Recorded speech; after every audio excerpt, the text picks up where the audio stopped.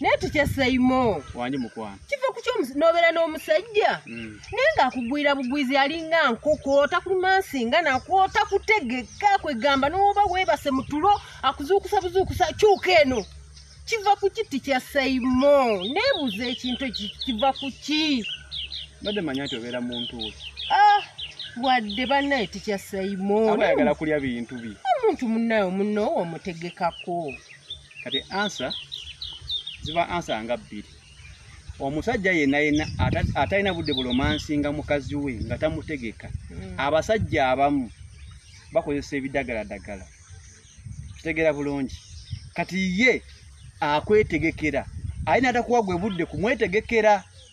Kitegedde abasajja amba bakozesa bivayagula ebintu ntunga ebyo. Kati ye agana abyerunga ne bimutippa. Okitegedde mwobo obudde abatalina budde bwa romance kubanga kiba kimutippye. Ngaye kyayagala kwesogga. Kitegera bulungi. Ye point number 1. Netu kya Saimo. Naye bwoto bwoli. Ate nze nsobola okubeera bwe tikyo omulamu osobola okukola. Yagala kunswaza mu kamera naawe. Point number 2. Eriyo omusajja ye bambi ng'amazima alaakinga emisomo.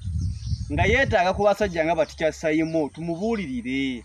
Tumulage nti omukazi bamutambula kanneemu kanabbiri kafumba ssatu kanakwala ofumba otya.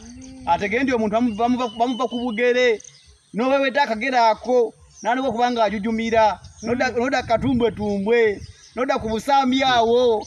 N'obuuka waali noddako waggulu eno. N'ova gwaye n'okkiira. Ngeri paati yo ogiressaawo eri awo yeetadde.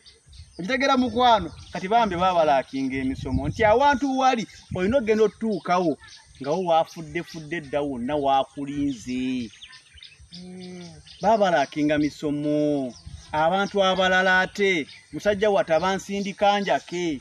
Kamugwira bugwiza agenda okulaba asituse. Kati mwo obudde n'agala naye akole eki? Atandikiraawo. Nga ye bambi yeze embeera ze. Naye nga abantu bonna abasinga okukola ekintu ekyo baba bakozesa biragalalagala. Era nga waba tabirina tasobola kubaako paati gy'azannya. Ye answer era nkigadde.